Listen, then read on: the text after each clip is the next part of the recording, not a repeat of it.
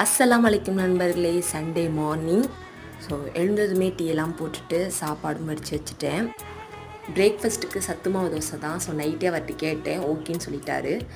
So நமக்கு தேவையான அளவு சத்துமாவு எடுத்துக்கிட்டு அதில் நமக்கு தேவையான அளவு உப்பு சேர்த்துக்கலாம். அப்புறம் கொஞ்சம் தண்ணி சேர்த்துக்கிட்டு நம்ம தோசை பதத்துக்கு இது பண்ணிக்கணும். இந்த தோசை ரொம்ப முருகலாக வராது. ஒரு ரவுண்ட் ஷேப்பில் போட்டுட்டு எண்ணெய் ஊற்றி திருப்பி போட்டு எடுத்துக்கலாம். இதுக்கு தொட்டுக்கிறதுக்கு நாட்டு சக்கரை தான் நல்லாயிருக்கும். ஸோ அதையும் எடுத்து வச்சுட்டேன்.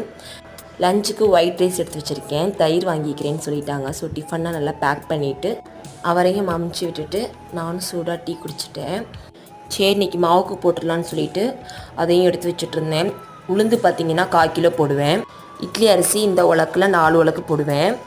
பச்சை அரிசி அதே உலக்கில் 1/2 உலக்கு போடுவேன்.